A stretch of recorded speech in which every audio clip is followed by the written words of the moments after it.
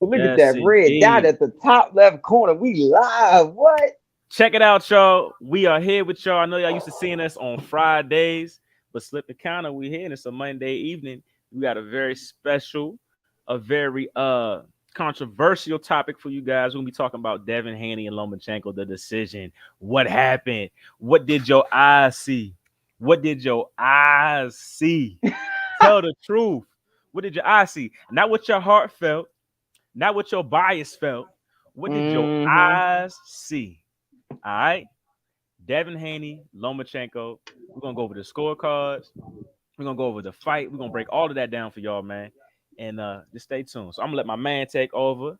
I know he got a lot to say because I've said a lot all week. I've been burning y'all ass up all week. I've been arguing all week. So I'm gonna let my man go ahead and I'm just gonna What? piggyback and feed off and tag team. Go ahead, bro. Man, let me get But hold comfortable, on, bro. Let me bro. say one more thing. Let me say one more thing. Because this is crazy because normally we disagree on a lot of shit. We hardly ever agree on a boxing Yeah, topic. We be going at it because opposite of that's opinions and lies. shit. Nah, you just No, no, it's that's not. lies. You We just be be going trying to at it. fuck with me. You just be trying to mess with me. That's all you be doing. You That be is true feeling the sometimes exact too. same way, but you be doing it just to get me going. That's That's what it sometimes, is. but there's some topics where we don't agree at all. So for us to actually agree on a topic wholeheartedly is rare. But go ahead, bro. Do your thing, bro. I watched that fight again. Matter of fact, forget about that. I watched it again. I'll get to that part later. I'm gonna start from that night. Uh huh. When we was talking to the lead up of that, when we were on the show, when we were off the show, in the studio, we sat there and we talked about all the different ways, especially me and one of our producers and Big Roy. We were all in there, and I said he has to get by Devin. I said that on air, off air. Yep. And I was like, he has to get by the. And one of my producers said something, you know, that really made me think. He said, "Look, if he goes this way, because Loma wants to go that way, and Devin's going to be gone." I said, "Yes, very true." But also the problem is that Devin has a habit of he has quick feet, good reflexes, but not that good head movement. Like everything is rock dip. Everything is from his waist and his legs. Mm-hmm. He ain't the type to be in your face. And as the old timer, I used to hear old timers say, he can stand right in front of your face and you can't hit him in the ears with a handful of buckshot, Hey, yep. like Pernell Whitaker and all those type of guys. Yeah. He's not that. Devin isn't that. So I'm like, okay, if he dips, he might dip right into a left hand. Mm-hmm. I don't see neither one of them knocking each other out, but I do see one of them getting buzzed. I could see that happening. And as the fight started to go, first round, Devin. Second round, I think I still have my notes where when I had rewatched it over, I personally had it at best 8-4 Loma. Mm-hmm. At worst, hey, what up, Big 30? Yes, Like indeed. Thank you for tuning in. at worst, I had it 7-5. Right. So by the second round, I gave the second round to Loma, third round to Devin. So I think I did. It was either I know one of them first three rounds I gave to Loma. I can't fully remember. I'm not looking at the paper. But as it went on, I'm sitting there looking like Devin's doing good. And then Devin did a good job of setting up the body shot. But what pissed me off is that he did not add to it. He Yep. already controlling and shoot. I mean, he boloing. He put everything he had into them body shots. Mm-hmm. He did the straight right hand really wasn't getting it because Loma would pull and control and then go right back to walking. But to be in the exchange and shoot under, it will be there. But if you shoot under and the way Devin puts his foot, he should have boom, boom, both sides and then lock him up. That's perfect. That's right to his skill set. That's right to how he is. So Devin didn't do enough.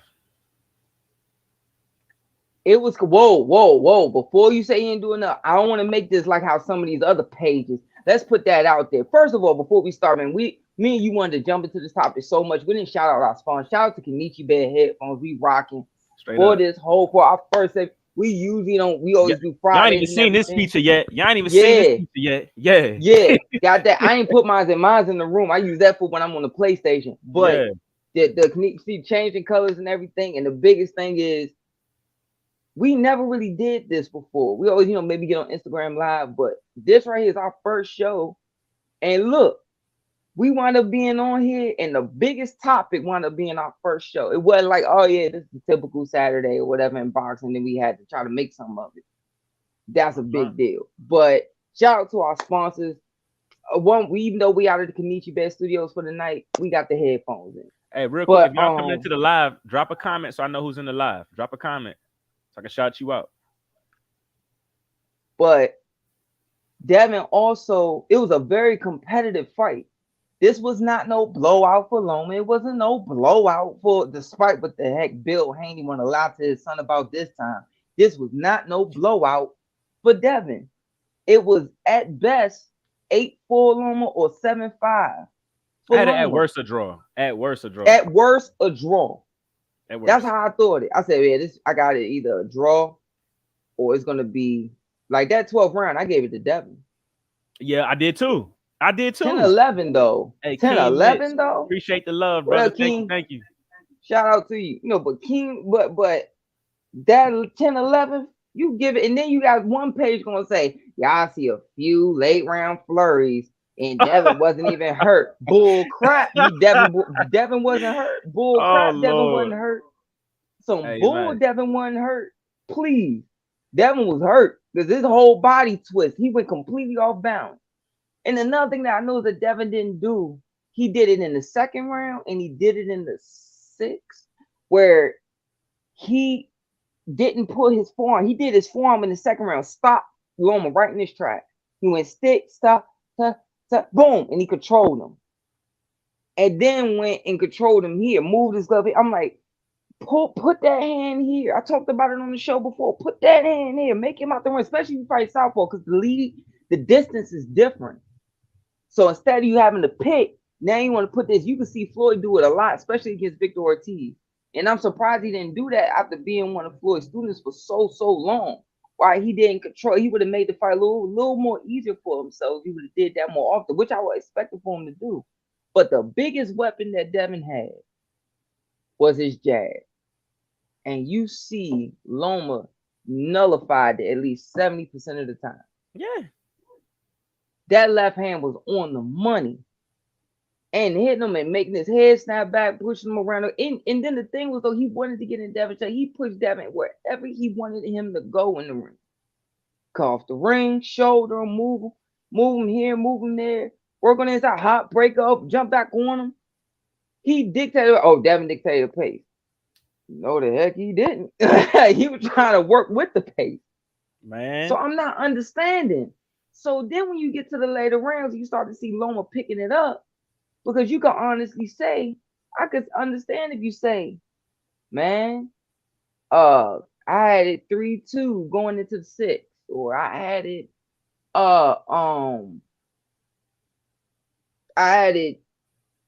3-3 going to the sixth, whatever way, but you can't deny that, okay, by the time the fifth came, you started to see Loma pick it up and throw more combinations, land more shots, and start to use his IQ, because both of them were thinking, but starting to use, okay, I can get this kid. Because if you watch, whenever Loma threw something, he didn't throw it at the target. He threw it to where he expected Devin to go. For sure. And it was connecting. And what I think people talking about, Loma threw a lot of flirt. Loma's hand speed was ridiculous. His hand speed was crazy last night. I don't think people actually seen the punches that he was landing, but they were connecting. Because you would see a flash and you see Devin's head snap back. I'm like, where the hell did that come from? Oh, that was Loma's left hand. And he was throwing double left hands and connected twice. Triple. Yeah, And triple, yeah. It up. Loma Vish, man, but go ahead. I'm gonna let you finish your part. Go ahead. Another thing that I saw where you would see Devin try to take the inside pivot. He would jab, and if his hand got stuck on the outside shoulder, and I did this, our producer, I did this in the studio with you. Hand get locked, pivot. Hand get locked, dip, pivot. But he would pivot, and then he had nowhere to go. And the whole time he pivoting, he's now stuck. And when you're stuck in this position and you're not turning into the way you want to go, right where you want to, and everything is locked this way, you're not going to get hit here. We already know that's not going to happen. My hand's right, you're not going to get hit. But now you're getting hit. But now all of a sudden you get in touch here. That's why I said, because of where the why didn't shot is. Loma throw the up? What was the up, Loma? Oh my He God, did throw a few, not enough. but the left hand, the straight left hand was there more often. And when he would throw the left uppercut, if he would have threw it from where he was standing, it's a little bit too far out for a sharpshooter like Devin. But when he would close distance and try to throw and he would go under, Devin will already lock him up. So it was like, okay, I can't get away with it when I want to get away with it. So I got to just get it in when I can, short and Need sharp, and more. just know my left hand's going to land. Devin That was did. the Devin main did. thing. Devin's tie-up game was on point though. I give him that. I give him that. But I Yeah, feel like I mean, Loma that's more what he experienced. do. That ain't nothing Loma ain't never seen before, man. Come on, man. Tell me Loma couldn't get off his up. Come on, man. No, I'm going to tell you why. Because if you're on the outside with a tall guy like that, he can't get away with that. You can't risk that with a sharpshooter like Devin. That's suicide. You don't want to do that. His main thing was to throw, get the left hand there, and then when you would see him close distance, he would try to uppercut, but then he'll maybe get two off. He'll go boom, boom, and then Devin will lock him up. But before that, everything was off of here, here, and now I'm on the side of you. Now I'm on the side of you, and now he wants to shoot the uppercut. Now, if you say, I wish he would have threw his right uppercut more because of where the legs are lined up at, and he's throwing the left hand, he gets here, and then that right hand, Devin's jab is right here, his left hand's here, and all of a sudden he goes right under, then maybe you got a point. But when you're already here and you're locked up, and you got Devin already going to grab and spin, I got to reset and get it back, because if I sit, I'm not going to waste this unnecessary energy, because this kid ain't going to let me go. If I grab him, I'm going to be tossing the turn one, and I just lost a minute and a half worth of energy trying to stay there. So I understood it. So I look at, as time went on and the fight went on, now we get to the late rounds. Because me, I always feel like the championship rounds is rounds 8 through 12. Like not 8. I say, to me, I always felt championship rounds is 9 through 12. Not 10, not 11 and 12. I always felt that it's 10, 11, 12, 9 through 12, something like that. 10, 11, Depending on 12, how close depending on how tight or close the fight was. And you see Loma pick it up and hurt Devin. First, Devin, it was a flash. Devin was buzzed. I don't think he was that badly hurt. But that 10th round, he really did have Devin hurt. But Devin handled it well. He stayed composed. He stayed controlled. He made sure, but the thing about it was he made Devin have to second guess throwing his jab. I never seen Devin second guess his main arsenal that much in the fight. He would get fidgety, and if you watch, Devin was doing the same setup where he would go here, here, here, and next thing you know, that's when Loma would get off. So side 2 says Loma was tagging Haney with doubles and triple jabs, double and triple left hand as well. So my thing was, this, as you get to the later rounds, yes, Loma gave up that 12. That's what kind of got me. I said, Loma, why'd you take all? Why'd you take? You had just hurt him 10th, hurt him more in the 11th, and then what did he get tired in the 12th? You got tired. Probably. Got to go close the show, Loma. Come on, we just went through this with Tiafimo. We just went through this with Tiafimo. Go close the show, bro. Close the show. We can have this conversation. Ben, you gotta understand something, man. Understand what? Boxing tired is a whole other different kind of time. That's the last place you want to get tired at. I understand that. And hold on. I'm sorry to cut you off. Understand that. No, understand that. Understand it's different. But look where you at. Look what you went through to get back to the level you wanted to be at, and what these belts mean to you, right? Mm-hmm. Fuck is being tired. I'll say this: I ain't never boxed, but I've been an athlete, and I know what being tired is, and I know what pushing yourself past what you think you can go is. And for something like that, come on, man. You're Lomachenko. This is undisputed. This is what you wanted. I don't disagree with that. Fuck being tired. I don't disagree with that. Go close the show. I don't disagree. Because Tiafimo did it. Tiafimo in that 12th round, he sat down when he was tired too, and he bit down and he hurt Loma in that 12th round, and he went and got what he wanted. He went and got it. Yeah, I'm not. Devin Haney sat down and bit down and went and got that 12th round. It made it interesting. That's why I got the draw off that 12th round. So if I'm Lomachenko, you just went through this. We just went through this with Tiafimo, and you're in the same situation almost again with Devin. Go close the show, bro. Don't do it twice. Go ahead, bro. I'm sorry. Yes, but just like when Milton Taylor fought Chavez, some people and Lou Duva had a different memory of it in Legendary Nights. Shout out to Sound Nation Sports, man. Nah, they saying that left hand. They didn't see the jab. They probably got confused with the southpaw and the right hand. That's all. It's because of how he was coming in. So It looked like he was throwing it yeah. back. So, but anyways, it's more or less. Lou Duva said that he told Mildred, "Move, dance. You got the fight won. Move, dance. Make believe you're Muhammad Ali and have fun in it." But if you go back and look at the tape, he said, you need this round. We don't know what's going to be said, what the scorecards are going to say. Just go. You got to take this round. We need this round. So we don't know necessarily what was said in that corner for what Loma was going to do, and two, we don't know.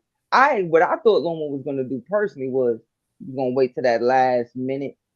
Because remember, he took that whole first minute off, and 10 and Yeah, 11 came on right. in the last 2 minutes, And whatever. turn So up. you It's get what like I'm running the saying? 400-meter dash and track. You don't Yeah. sprint the whole 400.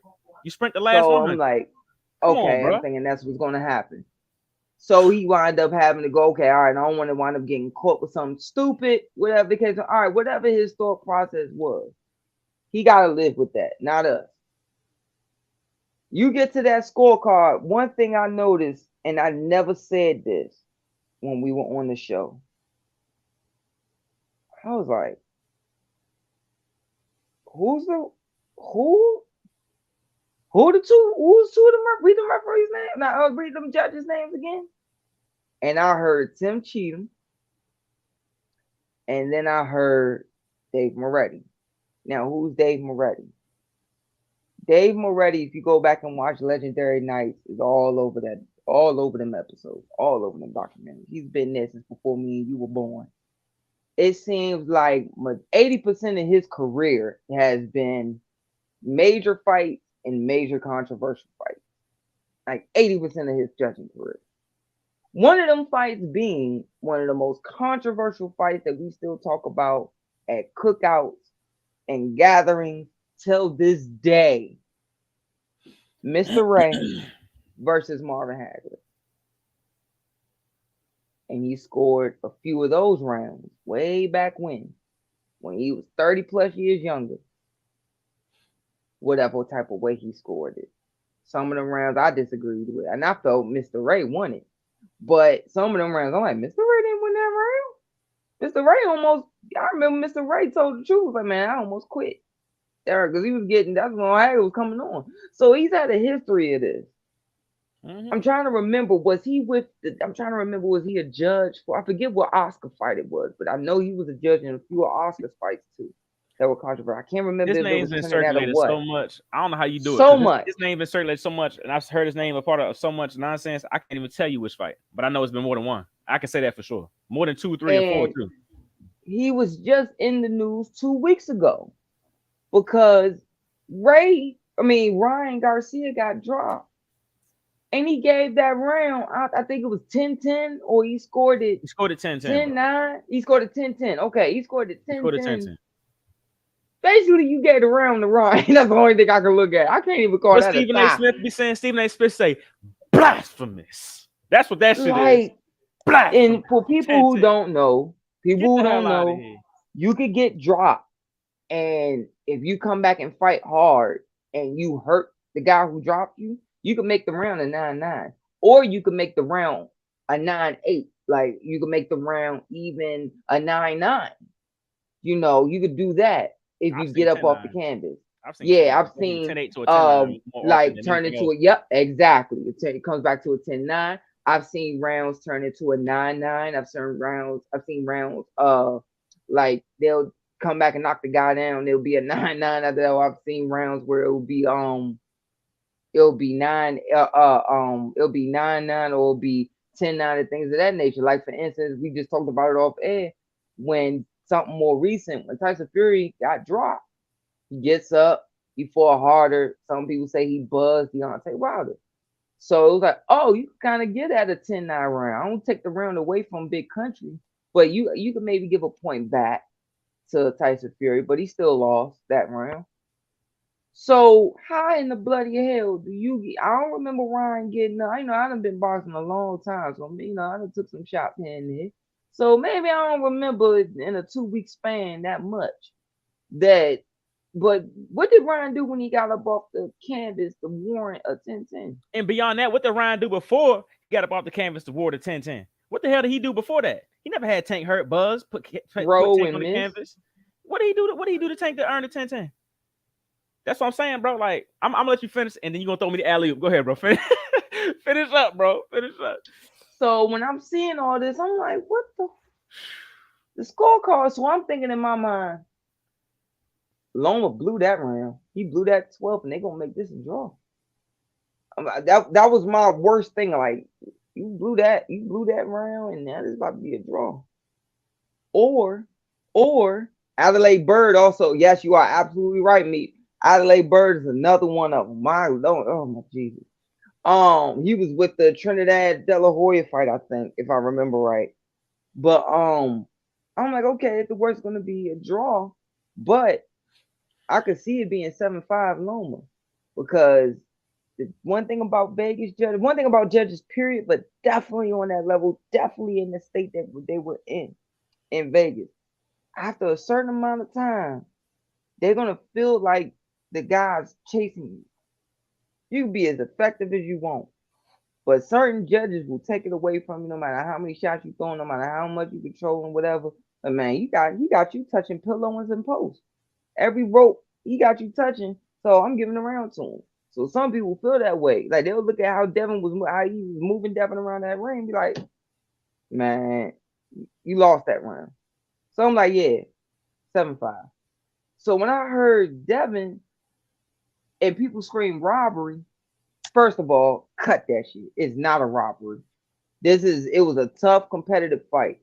This is not, when you scream robbery for me, I think of Sweet Pea versus Chavez. I think of Mildred against Chavez. I think of De La Hoya Trinidad. I think of, man, the list goes on and on and on and on and on. So many fights. Laura versus Paul Williams. More recently, for y'all who don't know these older names, let's think about Arroyo versus Chris Colbert. That was a robbery. Arroyo won that fight. And I mean, continuously had him hurt, things of that nature. So I get it. But no. This right here, you cannot call that. No, this was a competitive, close fight. Both guys on top of their game. It was a point for point type of thing. You know when the fight's close, you know when the fight's tight.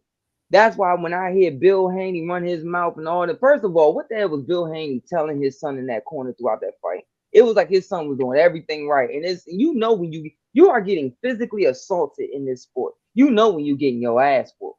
You know when you're getting touched. I don't care. Like, cut the bull. Yes, Jackson Marina, Phoenix Marinez. When Rolly for Jackson Marina, complete robbery. So it's like, okay, how can you sit there and act like you blew this guy out? That makes no sense to me. I'm not understanding it. Like, that's cat, bro. Like, we see through that. Everybody in boxing sees through that. Everybody in boxing said it was a close fight besides Bill Haney. So I don't even want to hear that. And if somebody had commented on the Portaway podcast, said they had to fight 10-2 for Devin. Are you serious? What? Excuse me, Lord forgive me. I almost got ready to wild out on here. What were you watching? Who said that? Somebody commented because Sean and Ant, shout out to the Portaway podcast, Sean Porter, the Hall of Famer, and Ant. Somebody commented on their live. It was like, Devin won the fight. I scored a 10-2 for Devin. I wrote the show back. I'm like, he did what? Ain't no way in hell. I think people must be trolling. That's the only, you gotta be trolling. There's no way in hell, man. There's no way in hell. But go ahead, Brooks. I'm trying to get this alley. I'm trying to come to D Wade and LeBron on this job. Come on, bro. I'm not understanding it. I'm just lost. Like, I'm not. People out there rabbit ass mind, or they just don't watch boxing. That was the first fight they ever watched. Can't. You know? And then Devin believing that Devin could say whatever he wants. He don't believe that. I can't stand when. Yeah, you can't, because you're getting physically assaulted. You're getting physically hurt. You know what's going on in there. I can't stand it. And his whole camp, some jock riders, and it say a lot to me about Devin that he need these dudes around him. He bought them all chains. Stroking. Yeah, like, oh my God, it is sickening. But you know when you getting your butt whooped. Devin didn't get his butt completely smashed off. No, that is a lie. That is not true. But I'm damn sure not gonna be one of these pages. You know who you are. You know who y'all are. Cause Mm. y'all know not to bring me to y'all pages. Y'all purposely don't bring me to y'all pages over because of what's happened in the past when you brought me to your pages. So y'all sit there because your whole page is lived off of just being picking one particular fighter on one side, not speaking the facts on what's going on between both fighters in that ring, and just say you just jock ride whatever that goes on right there, and then have your fan base do the same so you can keep your whole page going. So let's just call that what it is. Indeed. But no, Real quick. If y'all in he the didn't chat, do enough. drop a comment so I can tag y'all and put your comments up and give y'all a shout out on the show. All right, if you just joining there. So no, I did not have that. That's some bull. I'm sorry. Yeah, I had that's cat. Loma 7-5. I had Loma That's cat. 7-5 or a draw at worst. I want to go back. I want to go back to the very, very, very beginning of the fight. I want to go back to the ring walks. I want to go back to the Shoot. introductions, and I want to start there. A lot of folks is talking about it was a Lomachenko bias crowd. When I rewatched this fight for the introductions, Lomachenko was being booed. They booed the hell out of Lomachenko. That was a Devin Haney Yep. focused crowd, right? From that moment until around round 2 or 3, when Loma started to put them shits together, is when you started to hear that tide change and you started hearing the chants Yeah. of Loma, Loma. As the fight progressed, it was Loma, Loma. The first 2 or 3, 1 through 3, even the commentators, the announcers, was pro Devin Haney. Oh, Devin's doing a beautiful job with his jab. He's keeping Loma here. He's doing this. He's doing that. Let's not get started with the announcers, Hold bro. on, but we got to talk about this. This whole everything plays a role in this, bro. That even the announcers and the commentators flipped and turned tide to Loma when Loma started putting up things together, right? So I wanted to talk about that first, because how in the hell can you say it was a Lomachenko biased crowd, or Lomachenko had the announcers and the fans on his side when he came out and got booed? They booed him. Since when do you ever hear Lomachenko getting booed on an ESPN card? I ain't never heard it against none of his previous opponents, right? So then we get into the fight. For me, we get into the fight. And that's why I said Devin didn't do enough. Because you sat there at the weigh-ins and you pushed the hell out of Lomachenko. What the hell was that about? That was so stupid. What was that about? That's not your character. Were you trying to enforce like I'm bigger than you? I'm gonna walk you He's around done the that in the ring. past too. Right. He's But done that in the that's just past. not Devin's character to me. I don't see that as Devin Haney, right?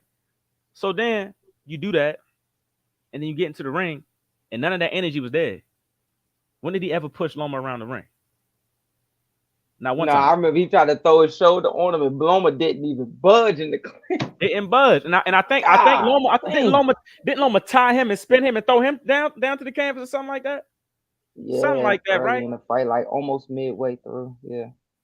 Okay. So we get there. From the push, all the trash talk, I'm a show Loma I'm the bigger guy. I'm gonna walk him down, I'm gonna punish Lomachenko. None of that showed in the fight, right? Mm-hmm. Lomachenko starts letting his hands go. I gave Devin 4 through 6. I gave 7 through 11 to Lomachenko. 7 through 11, I gave the Loma. He picked up the pace. And then it's folks on here talking about he was throwing flurries. He wasn't connecting nothing. He was the busier fighter. He landed the more impactful punches. Yes, Devin Haney was landing to the body. The right hand to the body was sweet. It was sweet Yeah. all night. Yeah. But did the right hand to the body ever stop Lomachenko in his tracks? Did it ever take Loma off his game? Did it ever change the pace that Lomachenko was on? It added up towards the end. I think that's why Loma couldn't get off in the 12th round the way he wanted to. His tank was empty because of those body shots added up. But up until that point, did those body shots stop Loma? Now, let's flash back to the body shots that did stop Loma, that had Loma hurt when he fought Teofimo. Teofimo was moving Lomachenko around the ring with those body shots, was he not? He was lifting Loma's feet up off the canvas with the body shots. Loma didn't like that. He feared that. Devin didn't have enough pop to do that. So when I'm scoring this fight, I'm like, okay, Devin's landing clean body shots, but it's not changing the fight. He's hitting Loma with a body shot, and Loma's coming right over the top with a left hand. 2 left hands. He's jabbing him. He's throwing flurries. He's clinching Devin. He's turning Devin and walking Devin through the body shot. So how can you score that for Devin? That was my whole point. And it was like that from round 7 all the way through 11, and then until we got into the 12th round. Got to the 12th round, and then Loma let his foot off the gas, and then that's when Devin bit down and took that round. But I still had it 7-5 for Lomachenko. So then, right? So then let's read body language. Let's read body language. Because after the fight, after the fight, it looked like to me, Devin wasn't confident. It didn't look like he thought he won the fight, right? Kind of reminded me of when Floyd fought Maidana the first time after the last bell run. and they were about to read the scorecards. When did you ever see Floyd that blank before in his whole career? Like, damn, I could do better than that with the same fighter. Forget that Maidana fight. Who? Floyd when he fought Castillo the very first time. Oh, Castillo. Okay, that one too. That's another one. You know? So I'm like, okay. And in my mind, and I want to ask all of you guys who picked Devin Haney. After the 12th round, right? When the final bell rung, be honest. What did you tell yourself? What was your initial feeling? Like, damn, Devin got that. Or was it like, yo, I think Devin lost that? And then now because the decision's out and it can't be overturned, now you're going to pump fake like, yeah, Devin won the fight. I want you to be honest. I want you to be unbiased. Because a lot of y'all was watching this fight biased, hiding behind, like we talked about off air, but I'm going to say it because I really don't like it. I don't like when people hide behind race in boxing. They use that as an excuse about the black fighters and the Mexican fighters. Y'all want to see Bink mad? Do that. I don't like that. I don't like that, man. Let's talk about what's going on in the ring. Don't got no facts to come with. They just stand on that. I hate that. Y'all hide behind that. A lot of y'all are Lomachenko biased because y'all don't like Lomachenko at all. Y'all want to see him lose. Y'all were waiting for him to lose. And honestly, felt like he was spoiled and given a lot. Right. Felt like he was spoiled. And I feel like a lot of y'all watch the fight unbiased, and the people I'm having these conversations with, that's been y'all sentiment the whole time leading up to this fight. And then the scorecard just validated your opinion, but your biased opinion. So I want to ask y'all, did y'all watch the fight unbiased when you made these decisions? Hold on, we got a comment right here. This was a tough fight to score 6 or more swing rounds. Very tough fight to score. And I want to say this too, because a lot of people are talking about Devin and Loma. I have the utmost respect for both of those guys. They put on a hell of a freaking show. They fought their asses off. I do not want to take nothing away from what them gentlemen did in the ring. They fought their asses off. It's what's going on outside of the ring in boxing. It's the infrastructure. I say that on Instagram. The infrastructure of boxing is terrible. From the judges to the referees to the promoters to whatever's going on behind the scenes that's allowing these things to happen, something needs to change because it's a damn shame that these fighters put so much on the line. And you talk about it a lot. They put so much on the line. They risk so much. They go through these camps, away from their families. Lomachenko's from what? Ukraine? Yep. Away from his family to come here to train for another chance of getting undisputed. It means something to him. It means a whole lot. This is his life, right? And for it to be able, for people to be able to sit down behind a desk with a suit and tie on and strip that from somebody is unacceptable. So the infrastructure, and I know it's been going on for a long time. It's been going on in sports for a long time, since probably the beginning of time. But I'm going to speak on it because I don't like it. Something has to change, man. Something has to change. Go ahead. I know you got something to say. Go ahead, bro. My thing is, first of all, before we make this like this a whole bash Devin thing, no, it is not. Ain't nobody bashing Devin. That's the most respect for Devin. All I'm putting out there with Devin is I can't stand it. Suck up entourage. I stand on that. And I've always said that about any fighter, that if you gotta have that many people behind you, you gotta have that many people jock riding you to make you feel it says a lot about you. And then you got all them lying to you in the corner. It's like his camp is right there with Rosie, or how much they jock ride and lie to him. But let's make this very clear. I tip my hat to Devin because he actually knows the history of the fight game. He knows who Charlie Burley is. I was shocked by it. I was like, that's my guy. Like, that's one of my guys, man. That was the only man that put some that shook Sugar Ray Robinson's boot. Like, man, I ain't fighting him. I'm too pretty to fight Charlie. And he wants that. It affects him. I see it in his eyes. It affects Devin.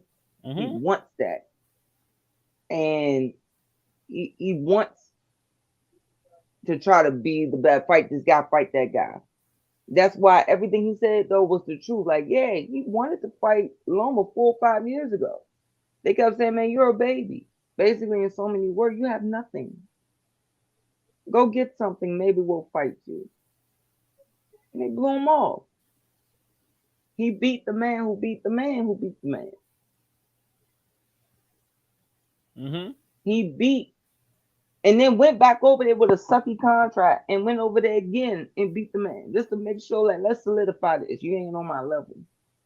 That's what that For rematch sure. was with Cam Both. Let's solidify this. You're not on my level, son. For sure. Y'all don't get Now it I'm gonna twisted. take Y'all don't get it twisted. Go back and check our receipts. We've been talking about Devin, giving Devin props, saying he ain't scared of no smoke for episodes. Since we've been on Slip Encounter, we've been talking about Devin and giving him all the props. So this is not about tearing Devin Haney down and saying he's a terrible fighter. This ain't got nothing to do with Devin. This got everything to do with the judges and the infrastructure of boxing right now at this point in time. Go ahead, bro. I'm sorry. then you gotta also look at it like this. He then, even though I feel like he's not gonna beat Tank and I feel like he can't beat Shakur. He ain't got enough coordination and nothing to keep up with them. And if that left hand keeps landing like it was against Loma, he damn sure ain't gonna take no left hand from them two. Definitely Like, not cause I Tank. don't got Shakur's getting stronger, and we already know what the hell Tank is with his left hand. So I just don't see it. But no one can ever take it from him. That man, the boy went out there and took whoever was out there and said, "Bump this side of the street stuff. I'm gonna go here. I'm gonna give you 2 fights. I'm gonna give you 1 fight. Then I'm gonna give them 3 fights, and I'm gonna come back, give you another fight, a rematch, and then we're gonna see about the Loma fight, and then see if I can stay for Shakur." No one else is doing that. No one else is doing that. Gotta give him his props, man. All respect to Devin Haney, bro. For But real. no, you lost. Keep it a You buck. That's what lost I'm straight saying. up. Keep it a buck, bro. People gotta keep it a buck, man. Got to. That whole fight was points. That was a point system fight that they were doing. Let's talk about this Who was comment right gonna here, real quick, land bro. what? Let's talk about this comment right here. Loma started slow versus Tio because of the power, understandable. But why the slow start versus Haney? Those early rounds are why I had Haney winning the fight 7-5. I don't. He didn't start off, in my opinion, he didn't start off slow. I feel like in the first 3 rounds, he started off way faster than he started off against Teofimo. He may not have been landing as many punches. I think Devin got him in punch count the first round and the second round, but I think Lomachenko was active. He was active in the first 3 rounds, way more active than he was against Teofimo, but still not probably as fast as we would have liked to see Lomachenko start. But he was keeping up with Devin. He was punch for punch with Devin in those early rounds. You know, he didn't completely take over those early rounds, but he was active. What you think? Go ahead. He's always up until besides. Okay, let's look at his whole career. He's And always done that's this. just my opinion. Like I respect your opinion. That's just what I saw, what my eyes told me. But I'm not gonna knock what you think, what you saw, bro. I'm not gonna do that. Go ahead. So you say because with TO's because of power makes complete sense. Because remember, there was a clip where Loma gets out of the ring after the Teofimo fight, and his handler, the same handler who said that they were gonna protest. I keep forgetting this guy's name. And shook his hand and let him. God, I'm so sorry. But they were what he said. Yeah, it took too long for me to get going. The shoulder and then how strong he was in his size and strength was too long for me to get going. And Big Roy, shout out to our sponsor El Paso Route One who just jumped in the chat, man. Shout out Big Roy, man. They got to You run saw it that back. Mexican coat? They got to No, run it it's back, not bro. gonna happen. We're gonna jump on that I later, know it's not gonna Roy. happen. I know realistically it's not, but everyone would love to see It's that no fight happen. point. There's It's no a point. point. There's a point. So We're gonna. Oh, no, all right. Let's we're save it. gonna Let's save jump it. on Let's that. save it. Let's save it. So, but yes, so when it comes to with Teofimo, besides everything else, cool. Now with Devin, you could see his main thing was just let me just keep up with him with the feet first, because we already knew what Devin was gonna do. It was gonna be jab and move, jab and his movement.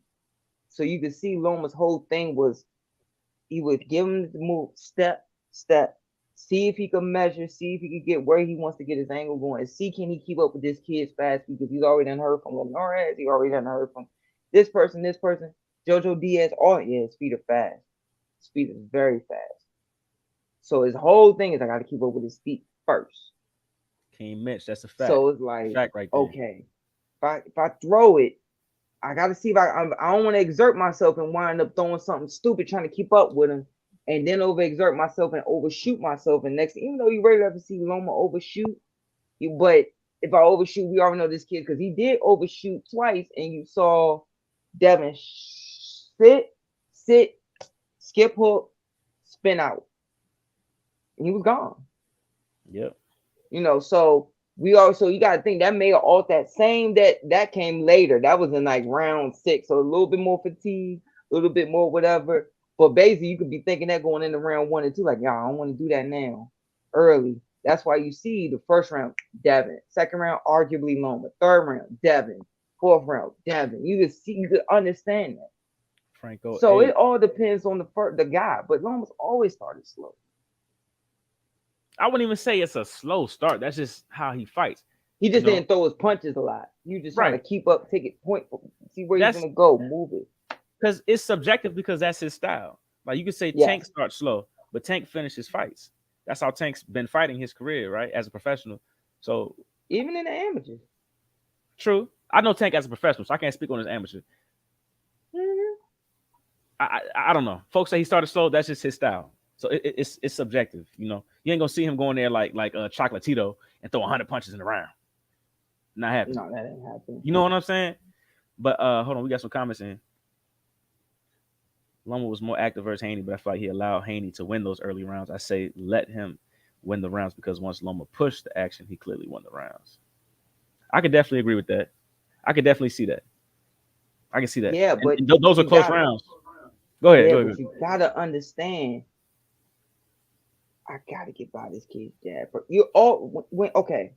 I'm gonna just shoot it from my experiences. I've been in the ring with Dusty. I've been in the ring with Jared. Been in the ring with Alan Russell. So many different guys. You can know a guy. You can watch a guy. You can say, man, he ain't gonna never hit me with that. He can't never touch me with that. But then you might see other guys who say, oh man, he probably got the best jab in the division. He might got. I think they even said on the thing that he had the best jab in the division and number 6 in all of boxing right now. So you already know. That's what I'm getting at. You got to think Loma's going to sit and say, I know it's coming. But, all right, I got him moving. All right, that's the first step. I got him moving. Not knowing necessarily what his game plan was, but, all right, I got him moving. Now I'm chasing him. Good. But I know that jab's going to come off sooner or later. Then you start to control the jab and also make his jab land on his shoulder and inside pivot him. I don't know if you've seen it. Loma came out and caught the first jab Devin threw. Caught it like a baseball. I said, okay. Then, I said, okay. Now I see what's the next thing he did was this. He went here, but he went here, and he went back. He didn't even take it. Then he went back. Yeah. Then he did this step. Then he went to the right side and didn't take it. He went back. Okay, let's see if he bites. Let's see if he's gonna dart off. Let's see if he's gonna sit there. Let's see if he's gonna freeze. You're looking at these things. Just like when I be saying on the show, one of the things I'm known for is saying I'm gonna come out feint you, see if I can make you bite first. Like, all right, see if you're gonna blink, see if you're gonna do this, see if you're gonna do that. So now the next thing was now when he throws his jab, let's see if I'm gonna make his jab land right, which he did. He made Devin have to do this and pull his body over here. And then all of a sudden, boom, boom, boom, he throws his stuff. So that's you could push those in, but in the early, you're not dealing with some bum early in your career that you could just sit there and be like, yeah, I'm gonna push this guy and go home. Only thing I'm gonna regret about tonight is I ain't get to wear my outfit longer. It's not that type of show. You gotta look at it as, all right, this type of I gotta get this off and see how this is it's 4 quarters of fight. 3, 3, 3, and 3. You gotta look at it. First 3 rounds is what we doing. Some pro camp they do about 4 rounds. First 4 rounds, like when I was with Journey for Tony Harrison, it was like, all right, first 4 rounds, you're gonna lose them. 29 boxing. But our main thing is inch 4 each time. So you gotta think it's about 4. All right, I'm gonna do it by this and this and this. This 4 is this 4 is this 4 is this. Loma could have did it that way because when he picked it up, you saw the difference. Yeah, for sure, bro. I want to talk about what you said. You talking about ain't no point. There's no There's no point. point. It's not gonna Explain. happen. I'm not saying it's gonna happen, and I know it's not gonna happen Okay, because Bill Haney's not gonna let it happen. He he's don't not want gonna no let it. part. He's not. But I want to understand why you say there's no point. There's no point. Let Are me you saying there's no let point me because it's not gonna happen realistically? You're saying there's no point? let me set my Dr. Pepper for this. Dr. Pepper, you need to go drink some water, Mama. I already drunk water. I already That's drunk what your ass water. need to be drinking. Matter of fact, any other time is ginger ale. All right, let me have my dark soda for once. All right, anywho. Now, what is the benefits of doing the fight again? Another $4 million? What's Let Devin me Haney ask fighting you. for? What's Devin Haney fighting for? Devin Haney wants what? Legacy. Yeah, But because legacy. he comes from the old mindset of if I do what I'm supposed to do, the money's gonna come. Continue. Devin wants the legacy, right? This fight is being highly debated. A lot of folks don't Uh think he won this fight. A lot of uh-huh. folks think he won this fight, right? And I know Mm, knowing Devin Haney, kid who wanted to fight turn professional, they wouldn't let him turn professional, so he went and fought in Mexico. He did it his own way, came back over here, wanted all the smoke, wanted Lomachenko 4 years ago, wanted to be undisputed, or wanted the belt, wanted the championship belt. So they called him the email champion. He went and got himself a belt by any means necessary. Got no credit for it, right? Got no credit for having that belt. He's the email champion, right? Goes over there, beats Cambosis. Like you just said, takes a terrible contract to go fight him again. terrible. To go fight him again over in Australia, right? Comes back over Took his here. He fans too. took his fans. He comes back to the US, right? He's still not respected as the undisputed champion. Pound for pound, didn't respect him. You know, people are still not giving him the credit that he deserves. So he fights the great Vasiliy Lomachenko, right? And it's a controversial decision. We're sitting here talking about it right now, right? You don't think Dev want to go put a stamp on this and say, you know what? No, fuck that. I'm gonna show y'all I am the true undisputed champion. I am better than Lomachenko. Let's run the rematch back and let's do it again. That's what Devin's thinking. Bill Haney, hell nah. Let's go fight somebody else. Let's go get another bag. He a hustler, right? Bill Haney a hustler. He ain't letting that happen. But I'm telling you, and I this don't is know my nothing, opinion. but you I speak think it. Devin Haney talking about nah, fuck that. Y'all don't think I beat him? Y'all ain't gave me no credit up until this point. I'm gonna show y'all. I'm gonna go show y'all Lomachenko can't fuck with me. I'm gonna go show y'all I'm the real undisputed champion at 135. I belong here. Because he's still not getting the credit. Even after beating Lomachenko, right? He's not getting the credit that he's due in his mind that he's earned and deserved. So in my opinion, that's the point. That's the point of doing a rematch. Go get Lomachenko, go make it solid, go make it clear that I am better than Lomachenko, the great Lomachenko. Go ahead.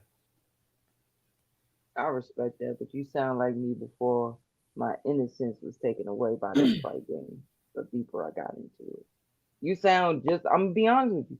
You sound. You know, I'm a purist to the game. You know, whatever. You always give me props on that. Yes, but you sound just like me before I got around more pros and was in more pro camps and saw more things and listened to more things, and my innocence was taken away. I understand. What I you know. I said know. was 100% correct. Right. I know it's bullshit in If boxing. so, in a perfect world, Right. you are absolutely right. But look, I'm not saying it's gonna happen. I know the I likelihood of know, this I happening know, is I is heard probably you. not gonna happen, bro. I'm telling you, if I if I'm heard if I'm you. put myself in Devin Haney's body with his mentality, Devin Mhm. want the rematch, bro. Devin want to go make it clear, stamp it. Look, I'm telling you. I'm gonna put it like this. And you know I hate boxing movies. You know it's only a few boxing movies Oh I hate. no, yo, don't. Oh Lord. Like Raging Bull. You know that one. That's one of the few boxing movies I like. Like Raging Bull because it told the truth, undisputed. You know whatever. But there's a, Rocky. I hated Rocky. It was so cheesy. The punching was cheesy. Everything was cheesy. But it did tell some truth about what goes on in this game. If you remember in Rocky 2, they're all Apollo's in his office, his Apollo Enterprise, right? And he's with his team. And he said, what about this guy? No, no, no. What about this guy? No, no, man. No, I want Balboa again. He said, and he said, what is your problem? What is your problem, Joe? He's talking to his coach. You remember his coach is like his father. He said, Mhm. what is your problem? What is with you? Why won't you let me do this? And they closed the door. And I've seen this actually when I got older. I saw that I was a part of this actual type of situation. He won the fight, man. It's over with. And he said, and I posted it on my story. I won, but I didn't beat him. Yeah, I see. I remember that clip. I Everybody, won, but I didn't beat him. Right they've been going with that. Yeah, yeah. I remember that. I remember that, bro. now, but do you remember what happened after that clip? Mm-hmm. He closes the door. He goes up to Apollo on the desk, puts his hand on the desk. He says, "He's all wrong for us, baby. He's all wrong for us, baby." Mm-hmm. He said, "What do you mean, man?" He said, "I saw you." And in Devin's case, I'm gonna change the words around a little bit into Devin's case. Remember in the Apollo movie, he said, "I saw you beat that man like no other man took a beating before," Mm-hmm. and he kept coming after you. So let's put it in Devin's perspective. I saw you use your skills and box that man more than you've ever boxed in your whole career. Everything that you did that usually will put other guys under control could not get this guy under control. Mm-hmm. And he hurt you. And he's the least strongest guy out of the guys that we have to look forward to up this ladder. Yeah. We don't need this. Let it go, Devin. Let it go. And that's how I look at it. If I'm in this camp, and Lord knows if anyone was around me at that time, they know where that story references to and what I was a part of. He was like, man, let it go because this ain't nothing good for you. So why are we gonna go? We got 4 million last night. Look, so you resting up, you sore. We're gonna go to this after party with Mr. Zad, hang out with your godfather Zad. We're gonna hang out and we're gonna lay down and rest. And when it gets quiet and silent in that room, the people who start out win from the jump, the real conversation is gonna happen. And you're Mm-hmm. gonna say, just like you told me about a certain thing, Bink, and you said, Silk, don't do that fight. I Oh wouldn't yeah. let you do that fight. You know what fight I'm talking about. I was like, man, what about if I did that? You said, nah, man, don't do that fight. It's not, you can fight, but that ain't a good fight for you. Mm-hmm. Let's just move forward. If I'm there, just move forward. Let's go fight Shakur. Right. And that could be another close fight. Right. That could be another tight fight. And whoever wins, wins. And then see, because if you're going to fight the worst of the worst, it's going to be Tank. And what have I always said about Tank? Besides his boxing, besides me always preaching about his boxing, since he was a kid. In this game, sport, you could be as good as you want. All it takes is one punch. This is a puncher's sport. When you can do everything right, you get hit one time, so it's over. It is over. That's the beautiful thing about So Tank. skip Loma. Let's do this Shakur thing. Let's just see what ESPN, because they're gonna want you not to take them belts away from ESPN. Let's just do this negotiation because it might be doubled in the full. Let's do this one fight deal and then do Shakur and we move forward. We I don't agree with look back every. at Loma. I agree with everything you just said, bro. I agree with everything. Now, when I was talking about what I just said, bro, I was going from Devin Haney's perspective, getting in Devin Haney's body. You know, Okay, from his, from from from his Devin's perspective, perspective, I'm speaking from his team's perspective. What do right? you think of that? Speaking from his perspective, I want to hear what you guys say. From Devin Haney's perspective, Yes, I just said it. If I'm Devin Haney, I want the fight. I want a rematch. I want to make it solid. I want to make it clear that I'm better than Lomachenko. But exactly. but hold on. But I agree with you. If I'm his manager, if I'm whoever, I'm The like, look, the the bro. one above him. I'm like, look, Devin. I'm gonna keep it a buck with you, Devin. You didn't really win that fight. That was a close fight. We squeaked by. Let's leave that alone. Like you said, let's leave that alone. Let's go make the money elsewhere because we don't need to go back and rematch this guy and then lose it all. And now we have no bargain power. You know, we don't have that to go make these big fights with Shakur because now Shakur won't fight you. You ain't got no belts. You know, Tank will probably fight you just to get you out the way. But you probably won't. You probably never see the Shakur fight again. You know, so keep the belts. That's your bargain power. That's how we're going to get the bigger Hmm. fights and make the money. So going to fight Loma again and fuck around and you know risk losing again, again, get into another tough fight. You know, you don't need that. So I agree with everything you're saying, and I also agree, and it's probably clear as day that fight would never ever happen. We'll probably never see Lomachenko Haney fight again. But I like what King Mitch said. He said the second bag versus Loma will be the biggest bag available besides Tank Davis, in my opinion. First fight that sold US. Hold on, just sold us the second fight. Sadly, a rematch generates more attention than a Shakur fight. I think I kind of agree with that, man. Shakur's not selling tickets like that, man. I don't think he even sold out that arena in Jersey. I don't think he even sold out that arena in Jersey, uh, which is kind of crazy because it's not like Shakur's not marketable, but he's not Tank. He's not Tank. He's not Lomachenko.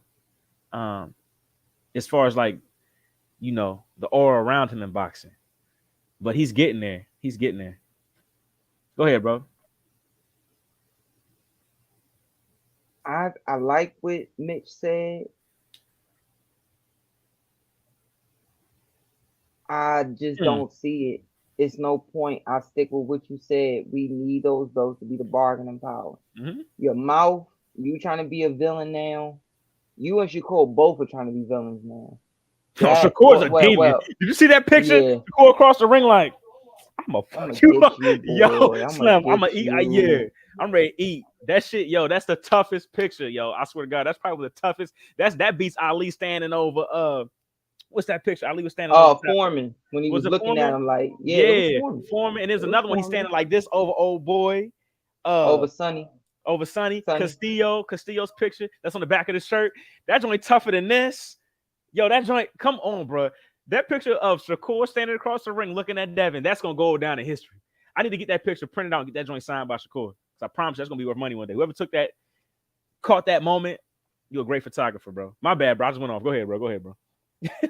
Nah. That y'all both wanted is that's y'all bargaining power because y'all don't have as much punching power. In my opinion, Shakur is getting stronger and punching harder. Mm. But I got a bigger question. What if Devin doesn't stay at 35 now? He go up to 40. Why? Because his past three fights, I've watched him closely at 35. Mm-hmm. He's coming in there damn near bone dry.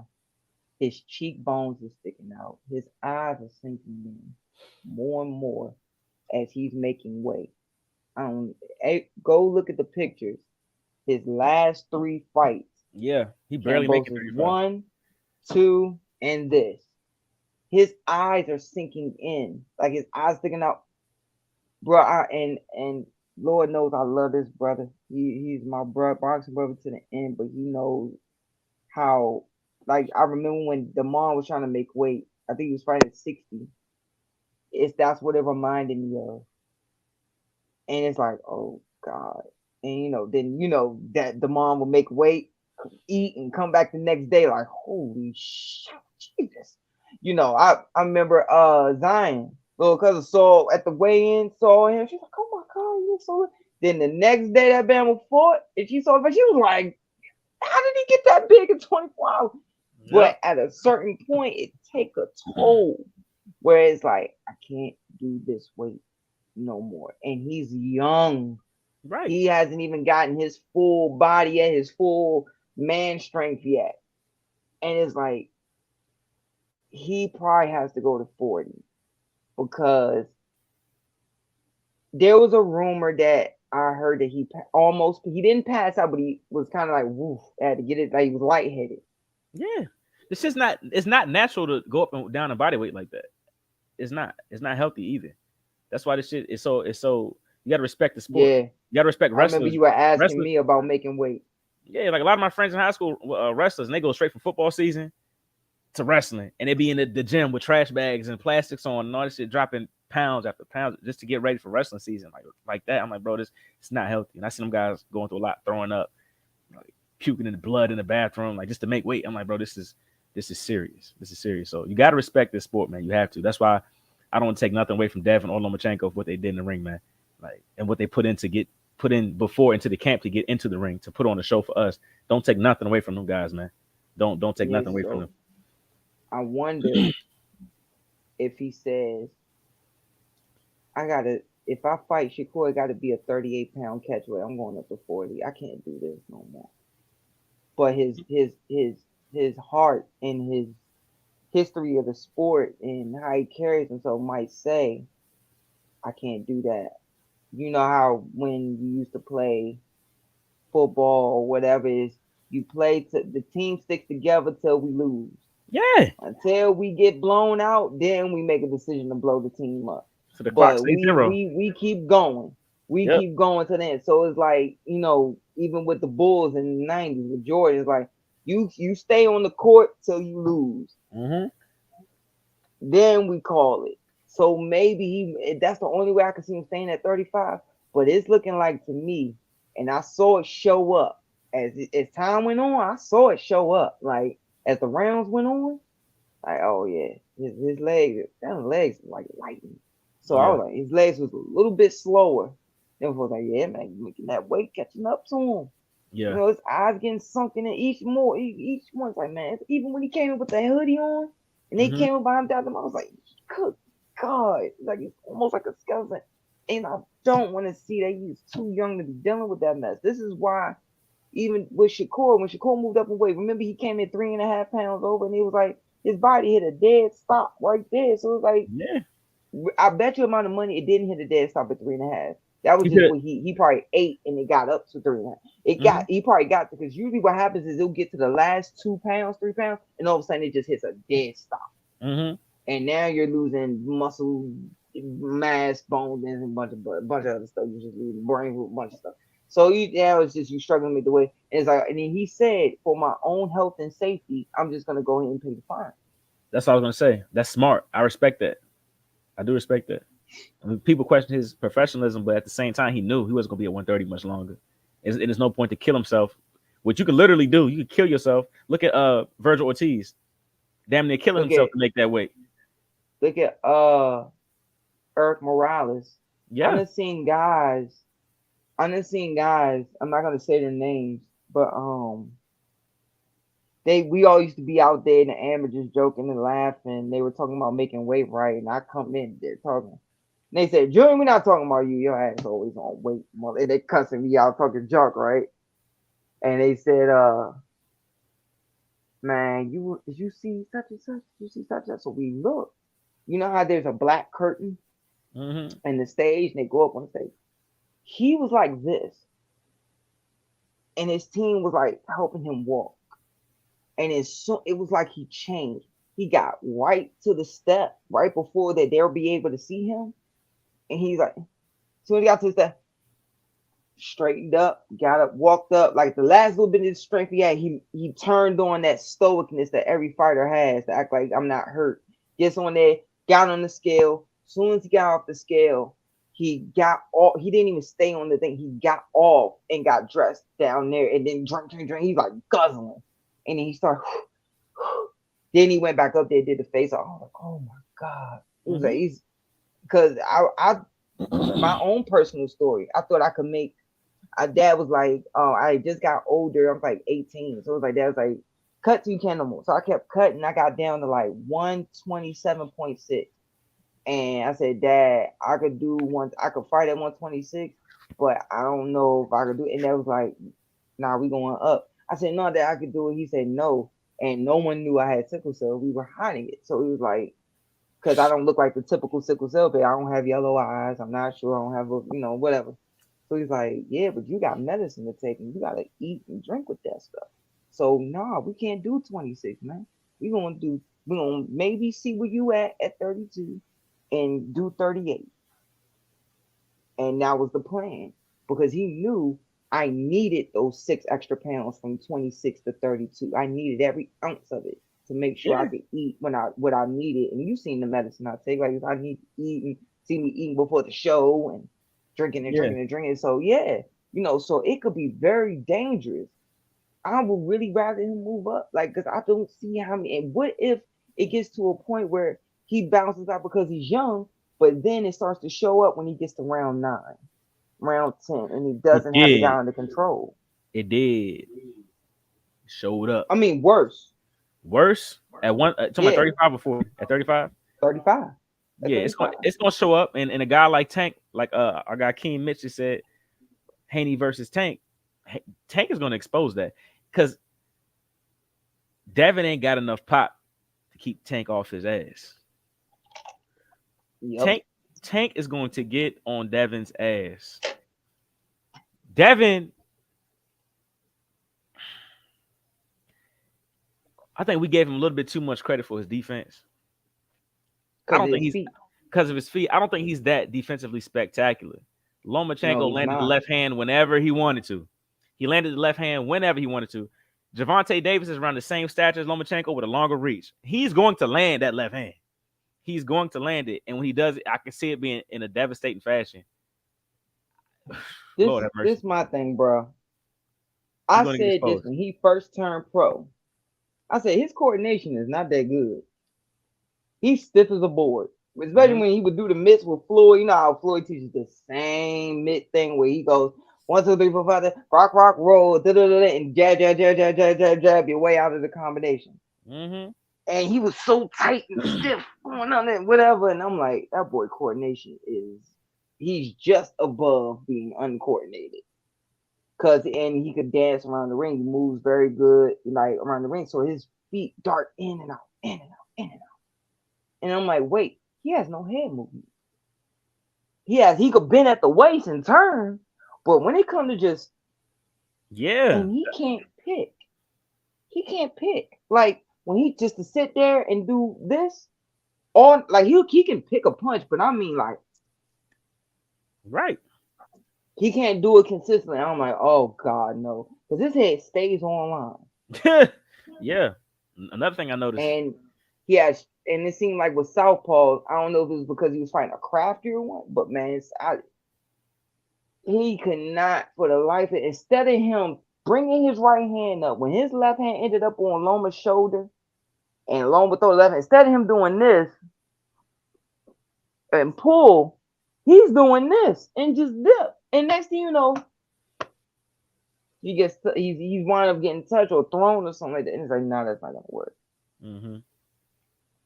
Let's talk about this comment real quick. Man, hey, Mitch, man, thank you for tuning into Shout the out to you, show, Mitch, man. man. And for steady engagement, I definitely appreciate that, man. He said if Haney drops the belt, Kambosos will be 2-time champ if he avoids fighting Loma or Shakur for a vacant title. So you're saying if Kambosos avoids Loma and Shakur, he'll be 2-time champ? Yeah. That's what he's saying? If it goes vacant, he's basically saying if it goes vacant, he's the next man up. And if he plays cards right and do the negotiations right, he can stay away from them and get the belts the way he right, wants and get a then meet title. them. Right. Yeah. But He honestly, ain't man, wrong. I like Kambosos, man. I think Kambosos and Lomachenko will be a good fight. I don't think he makes a good fight with Shakur at all.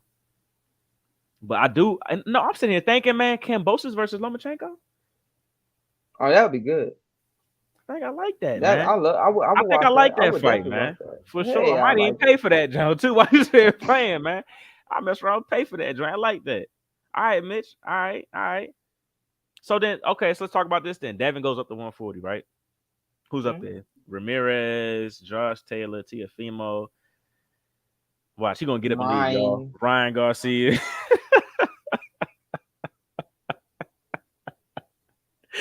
Hey, yo. But he's up there, man. He's up there. So Devin goes up to 140. Who does he go get first? Does he even get a title shot at first when he goes 140? Or does he go up there and fight somebody like Barrios? Oh, Regis Prograde 140. Ooh. Don't want that work. If he let Loma get in his chest like that, yeah, Regis is going. And for people who don't understand, because you don't want to take no unnecessary punches in boxing. It all depletes you. Whatever.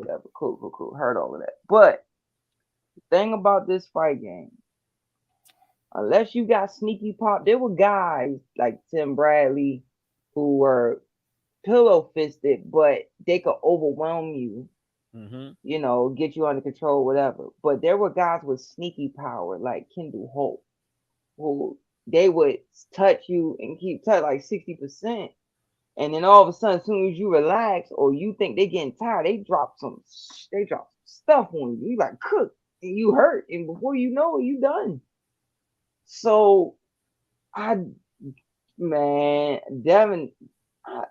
Oh God, he's a sharp puncher, but my God, boy, he needs to see. It only get. You know who he reminds me of with his punching power. Who that? Even though the guy I'm gonna compare it to him had punching power, Junior Jones. Junior Jones could hit you from across the ring, put you out. He was a super bantamweight back in the day, like in the '90s and stuff. They called him Poison. Nasty. He was the Mm-hmm. guy that was in the gym with Paulie Malignaggi. Paulie Malignaggi came up behind him. And Right. Kevin Kelly, all them guys, Zab Judah, all them guys in like same gym with him. So he had power. But now listen to this. Junior Jones could crack. Knocked out Marco Antonio Barrera, had people thinking Marco Antonio Barrera was done. That's who Junior Jones was. But he couldn't hold 22 no more. So he went up to 26. 4 pounds. 4 pounds, right? I'm going to be stronger because I can make the weight now. I ain't got to kill myself, right? Guys were blowing right through him. And before he knew it, his body couldn't hold 26. So now he has to go up to 30, 35. Couldn't hack it. Paulie Malignaggi talked about it in a past interview. So he couldn't hack it. Them guys were too big, too strong for him. He was walking right through him. Junior Jones, bro. Junior Jones, who was putting dudes. Go look at that highlight when he puts. Forget about his early fights coming up. Just go look at what he did to Marco Antonio Barrera. Then I swear you're gonna be like, I remember. twice. I've seen that fight. Did it to him twice. But this is a guy who could naturally crack at Bantam and Super Bantam, right? Right. Naturally sit on your ass. But Devin wasn't blessed with that. Devin's a sharp puncher, but he's not blessed with pretty boy power. And just had hand problems, and he's still sharp enough to keep you off of him. Mm-hmm. Loma just proved that. And now you going up to 40. There's no other place to go but up. You're 40, and then you have to go 7 pounds higher to 47. And when Right. you go to 47, you're gonna be dealing with guys that's cutting from 160 to get to 47. You not Man, gonna keep them guys off you. Dead. It's done. It ain't happening. I'm not gonna hold you, bro. Like I'm kind of nervous for Devin even go to 140. And he's the type of puncher that he needs. That was the type of punch he needs length. He can't generate shots from here on the inside. Mm-hmm. Loma just proved that, but I knew that from the Linares fight. I knew that from the JoJo Dan fight. I knew all that. He ain't we just pro right in his chest. Yeah, shorty, ain't got nothing up in here. Give me that. Give me this. Touch him here. You know what? I'm gonna hit you in your hip too. So that way you can't dance so much, motherfucker. Take this to your hip. Take this to your thigh. All right, yeah. Now I'm gonna lock your arm up. I'm gonna pull your elbow just a little bit. It's quick crying, quick crying. Hit him with it. It's gonna be that type of party. Yeah, for sure, for sure. King Mitch on some shit. He on some shit.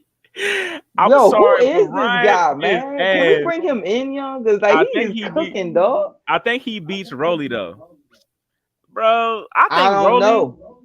I don't know. That's a toss up. Get a coin. Bing. man. I don't, man. Rolly's confidence is gone, bro. You think so? I Tell me think why. all because, bro, all the talking and all the bravado when he gets in front of the camera. I think it's pump faking. Tell me He pump more. faking. You didn't see it. You saw it in his last fight. Did he look confident Mm. from the opening bell? Tell me. Did he look like Rolly from the opening bell? I don't think so. Tell me more. Got knocked out by Gervonta Davis. A damn sparring clip went viral. Him getting knocked out with the same punch. He gets in the ring with Unk and catches the same punch. Gets put on his back against the ropes. Gets up, blinks twice, and is like, "Oh shit!" It's like his life flashed before his eyes. Like it was. I saw embarrassment on the boy. I saw oh shit on the boy. He didn't look like the Rolly that came out with that same urgency and confidence that he had when he came out against Gervonta Davis. And I'm not gonna hold you. This is my opinion. I feel like Rolly fought a good fight against Tank early. He looked decent. Rolly looked decent. He came out, he was confident, he threw his He punches with believed in himself. he believed in his ability. He came out, he threw his punches with confidence. He came out against Uncle Barroso. That's how you say his name. Bro. And wasn't throwing no punches. He wasn't yank. Wasn't none of that. He wasn't fully extending no punches. He wouldn't even throw the jab. Oh, dude, Rolly I'm wouldn't even throw the so done jab. with this guy. Am I lying, yo? Hey, Keen, am I lying? You telling the So, truth. so now I'm looking at this. I'm thinking, okay, If he Ryan just got fights put Ryan, go ahead. right. Ryan just got put on his ass against Tank, but he got up. Ryan got hit with the same shot that just put Rolly into the damn ropes, looking crazy, stiffened his legs up, took his knees from him.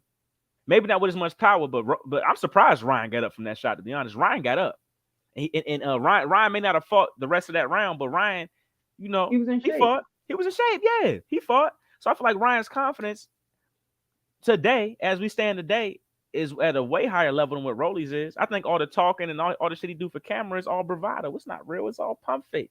So if Ryan and Rolly mess around, get in the ring, I'm gonna say Rolly is more physically gifted, strength, power. But I think athletically, I'm gonna say Ryan Garcia, speed, vision, timing. Whew, man, oh man, he might put Rolly down, man. He might put Rolly down, especially what we've seen from Rolly being chinny these last few fights. He might mess around, put Rolly down. So I agree with King Mitch. I think Ryan goes in there.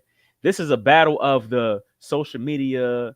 This is a battle. This is almost on some DAZN Misfits kind of boxing right here.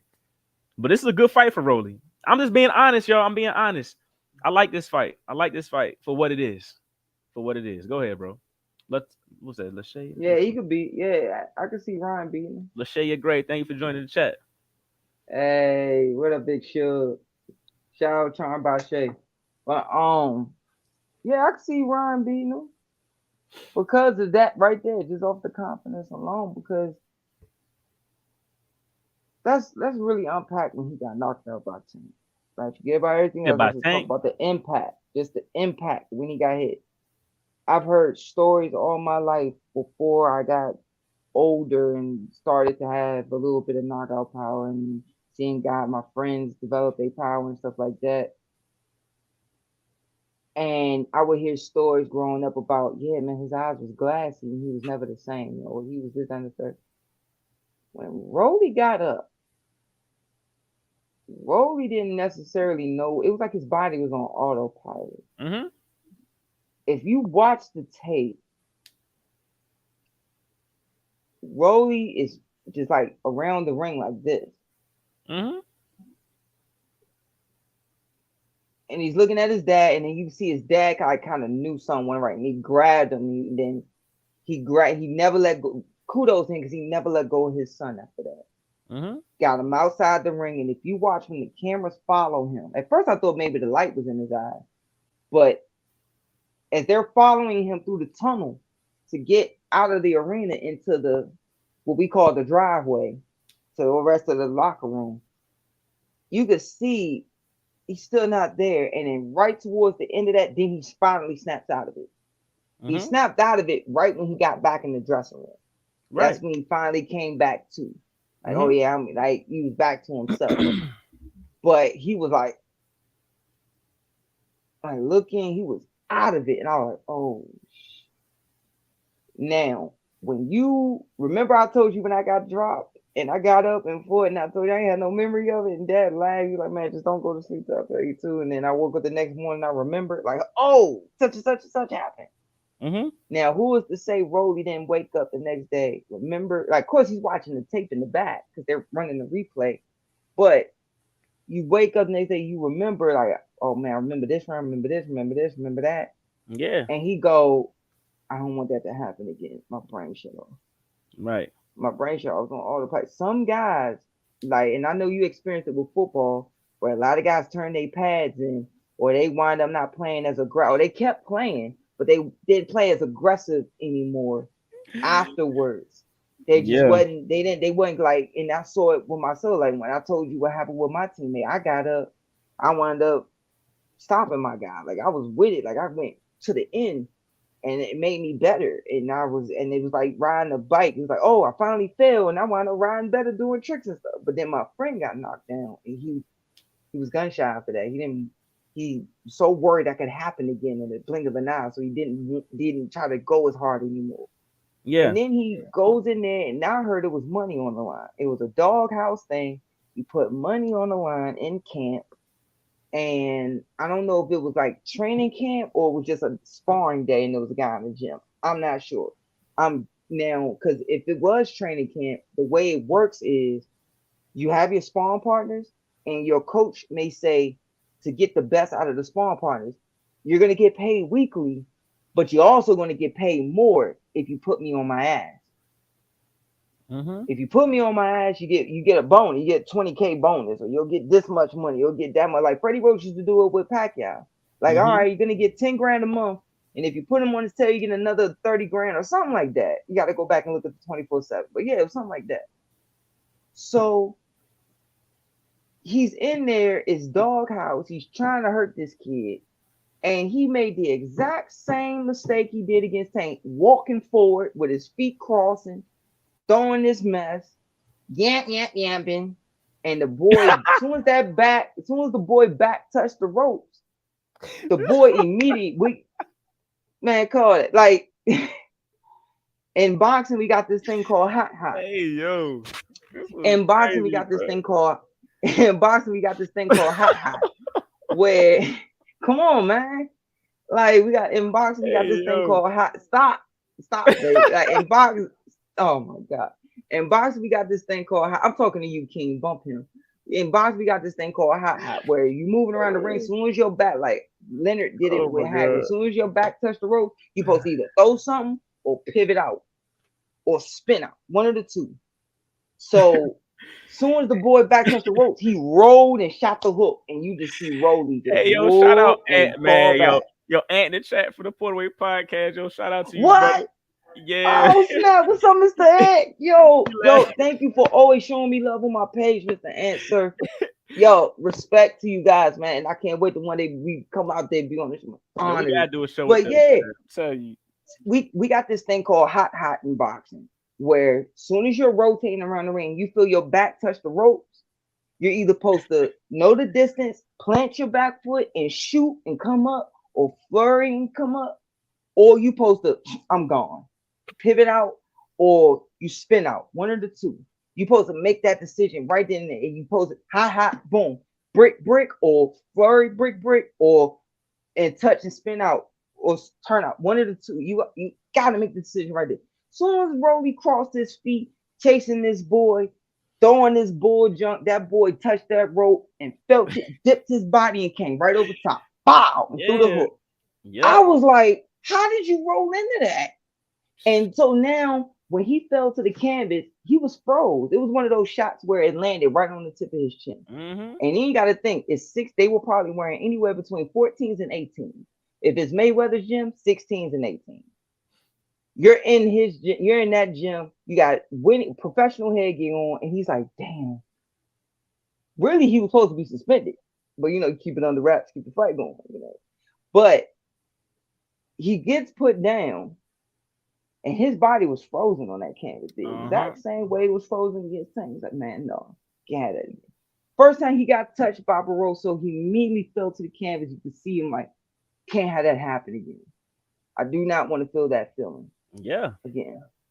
Feel like you underwater. That's what I know that feeling. Feel like you underwater, man. And you saw that when he fought Barroso. It's like, yo, I just got touched again. I don't want to feel that no more. And he was so vocal about it after the fight. He said, yeah, Aunt can crack. I don't want to get cracked by it. I didn't want to get hit by that. It was just Rolly, man. I don't know what to expect from that guy. I don't even know who I want to see him fight next. Besides Ryan, I It's don't gonna know be who. Ryan. Yeah, but I don't know. But who else at 140 can he go at and actually win? He's gonna lose. Anybody in the top 20? Ryan as well. Ryan fights anybody before he loses. You got certain guys that are in a weight class that you just know. This guy's the weakest champion in there. This guy's the weakest contender in there right now. Not meaning that they're weak, but mean weak in attribute. That you just know that there's no way this is gonna work. And the money that can be made from him and Ryan and the build up and everything from the past, and you just know it could be something. And the sad part is he has a shot at winning. Yeah, right. He has a shot at winning because he could still hit Ryan with some bullshit. Right. Ryan gets buzzed. Yeah. Because both of them defenses Not is that well. It's not that good. trash. I'll It's let you trash say in the it. winter. I'll let, It's trash. I'll let No, you say I'm it, a bro. fight. I'm gonna say it because everybody I'll knew me let as you a say it. defensive fighter. I'll Everybody let knew you me as say a it, bro. defensive I ain't gonna be guy. the one to say it. So I I'm never gonna say boxed. I it. ain't gonna say that. I'll let you say Dog, both of them is trash in the wintertime. Cold garbage. it. Call it what it is. They can't Hey, even yo. pick. Mario, They hey, make like it makes eh, no sense that they're that high up at that level in the fight game and they still chasing picks. hey, Ant They said still Mario chasing Barrios. picks. Mario Barrios for Ryan and Rolly. What you think about Mario Barrios versus Ryan or Rolly? I'll let you go first. Mario could beat them, but I worry Ryan. I mean, Mario's been in a lot of wars, man. Yeah, recently Like too. since Yeah, the amateurs and all the way up to now with the pros, and he put so much into fighting Tank and getting his body it's the way he got it that you're only able to turn that back on. Sometimes you're able to turn it on one time. Some fighters, once it's gone, once it's beaten out of you, it's gone forever. You don't get it back. I don't care yeah, who you are. right. And then my concern with Mildred that with Taylor was that. Barrios is he went up to 147. Yes. So now he has to come back down to 140 to fight Ryan or Rolly. If they don't meet at a catch weight, like he comes down to 140 after being through all these wars, it's like what's his performance level gonna be like? But I Mm-hmm. think that might be a good winnable fight for either one of those guys, Rolly or Ryan, for sure. I see you, Ant. I see you, Ant, in the chat. Yeah, I like I wouldn't touch it. I wouldn't. If I'm Mario, I'm past that. I'm at 47. This is where I'm gonna end my career. I'm moving forward. If I'm Mario, you have nothing more to prove. how y'all feel about this, man. And I'm not being funny. I'm being dead serious Yes, sir. with the landscape of boxing. Right. I feel like honestly, it wouldn't even be a bad move for Ryan or Rolly to take the Tommy Fury route and go fuck with KSIs and the Logan Pauls and them. Go get your bag that way, bro. Seriously. Not that I would watch it or endorse it, but I'm looking at Rolly's career, bro. I'm like, who does Rolly actually compete with at 140?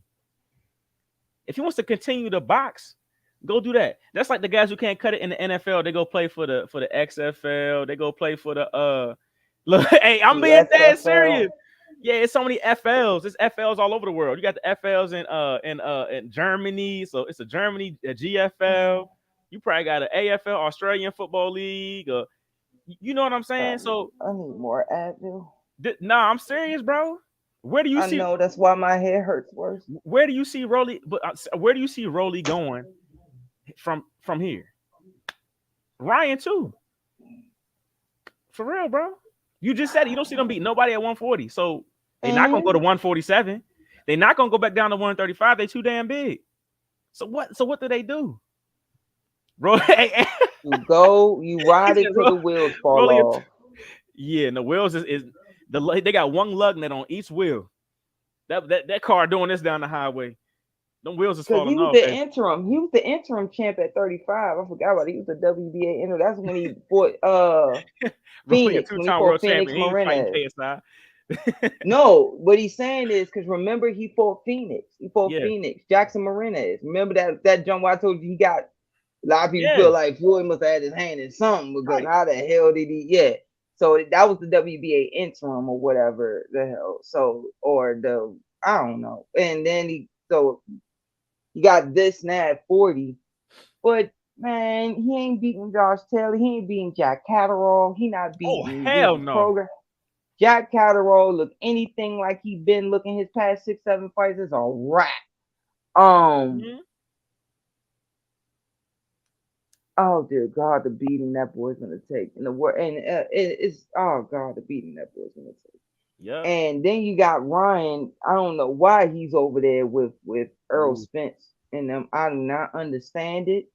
But like my grandma used to like this one say, right here. so if King it Mick. ain't for you know what? Comey is a beautiful, notable guy now. I pick Comey. Only reason why you could say it is because Comey done been in so many wars now. But that's So he it's might true have though. a chance for Ryan. Yes, that's the only reason why. But It's he true would have though. got eaten up 4 or 5 fights ago if you threw Ryan in there. Would he got eaten up? Right. Right. So He you said, but only look, he said he'd hoping take Comey over Rolly though. Richard Comey over Rolly. Comey beats the mess out of Rolly.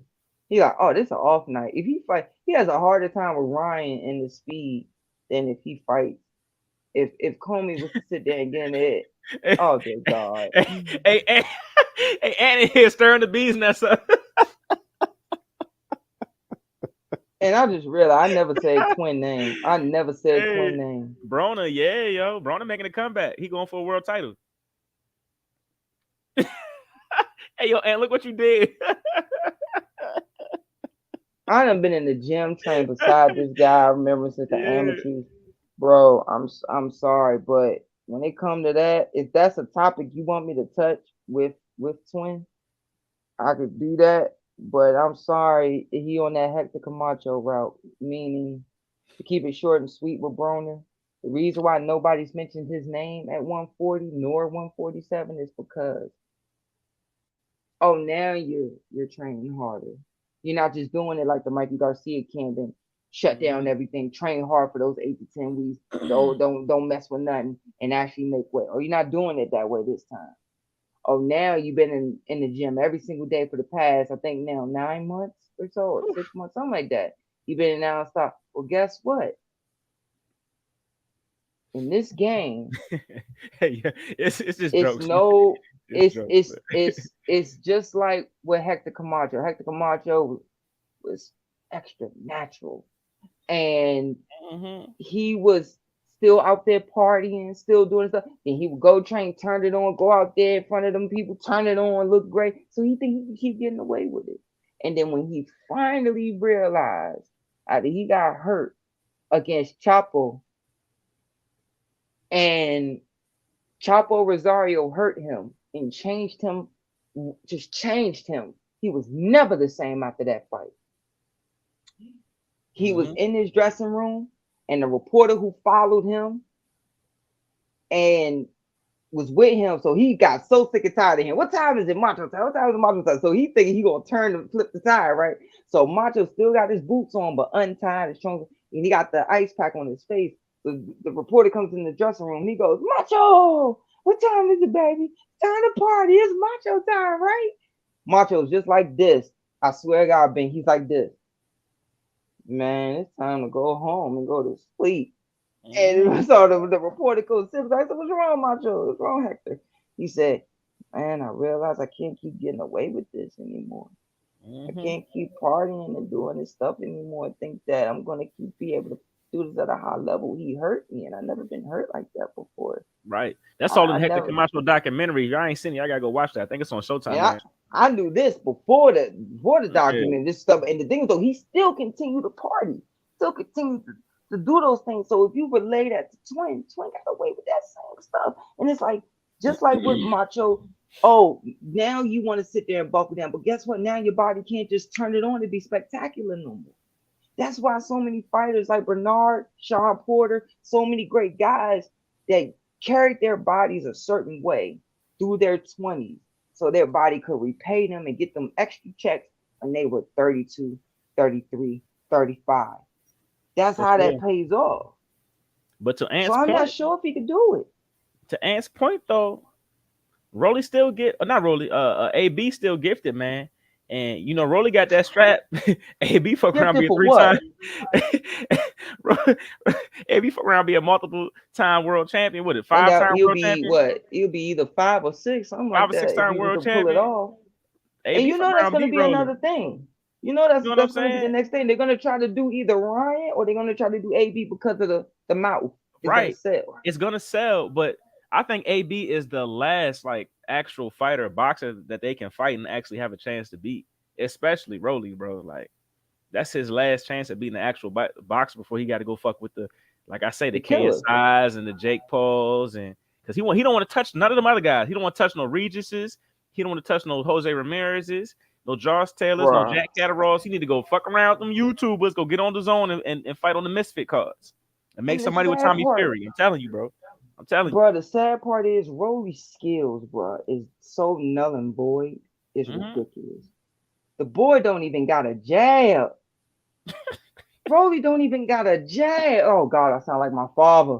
Oh, God, it sound like hard work. No, make it stop. Like, it's but I say it all the time. Hard work always say, man, you can have all that slipping, all that, all this is nice, but do you have a jab? You, the boy was doing this in the dressing room, and Bullet just on his jock saying that, yeah, yeah, that's nice right there. Not, oh, Not beautiful, you trying to beautiful, sound like Bullet though, beautiful. bro. You off the chain. Yeah, man. Hey, y'all Yeah, funny as man, hell. that's all beautiful, man. That stuff look good. It look All of good, y'all man. funny, bro. The I kid got can't. all the tools, man. You holding the mitt, and the other Y'all dude, the strength crazy. and get in the strength and conditioning guy, Kevin. I think his name is Kevin Lewis or something, like great strength and conditioning guy, man. One time I got it when I'm up there, I gotta do a session with him just to say I did it. But like No, you don't. You need he, to sit but behind down somewhere, bro. you know, he's sitting there, he's throwing his stuff, and he's doing what is this? Like his glove was like this and coming up on the mitt. Like not an up jab, like feint, and then you pull it, and what you do is you throw it from that back foot, and you pull your shoulder into it, and it's you turn it right there, and Right. you land it just right on that top, no, right on the tip of the chin. He throwing it,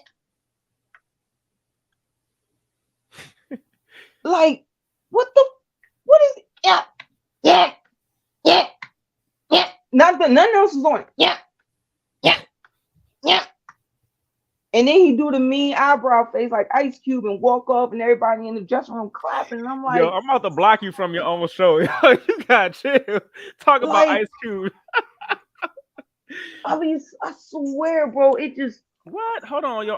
No, he said Sean was trying to coach him last week during the fight. I watched the show and Sean was talking about how he was giving Rolly pointers and Rolly was looking out the ring and like listening to him and actually was doing what Sean was telling him. Now he talking about Bullet was talking to people in the crowd during the fight with the phone on his hip. Wow, during the fight.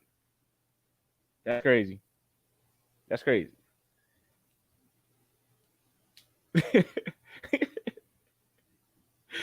uh, I mean, Ant and Sean was in the building, so they definitely got a different perspective. And what you think about Rolly, man, and what you think about his future in boxing, man? What's next for Rolly? Like, what can he actually accomplish next in boxing? while he types that, I can answer the question for you. All Rolly is the beautiful thing that is called matchmaking. Mm-hmm. That's what that is. Because if I had Rolly, if I had somebody like Rolly that's strong like Rolly, I got Rolly sitting on his stuff and just taking 6-inch steps, six Yeah. inch steps here and here, and just sit on stuff, taking my time here and here, and making sure everything is pinpoint. You ain't gotta do a lot of fancy stuff. Yo, Retirement. see what I'm saying? You see what I'm saying? What else can he do? What else can he do, bro? But either retire or go fuck with the I zone. can't, dog. Y'all, you know what? I'm so sick of this shit. It's true Why am though. I even in this? It's I'm true done. I though. can't. I'm done. I'm getting off. I can't He fucking said tolerate. he said I Bullet got can't that do it. 2000 sidekick clip on his belt. Oh my! Hey, not the Motorola joint. You talk about the Motorola joint? That thick ass Game Boy that you used to call a phone? Hell nah, man. Y'all And funny, I man. under. And the thing is, though, everybody in this fight game these days is so butthurt Mm-hmm. that everybody got a jock ride and never accept the truth. Everybody got a jock ride, never accept the truth. So soon as you say anything, no matter how constructive it is, especially in this sport, Mm-hmm. you say anything constructive, man, you hating all of a sudden, this, that, and the third. Don't want to take nothing. Like I just said, Rolly, man, naturally strong. If I had him, man, I have his jab just so funny, man, and just have his feet set to where it's a 6-inch step here and there. Mm-hmm. Six. Oh, I want you. You ain't gotta do nothing. We ain't got a bicycle around. None of that. Nope, nope, nope, nope, nope. Just keep it. All. I just want you here. 6 inches. And when you close distance or they think they want to shoot in on you, I need you to drop. I need you to squat from them hips and shoot it tight. I need everything tight. Boom, boom. Sit on. Mm-hmm. But because the kid, he wants it. He got it. He got this far. I knew, bro. He wanted it. Like he went through the doghouse. He was in it. He earned his stripes. But it's Yeah, like, what the?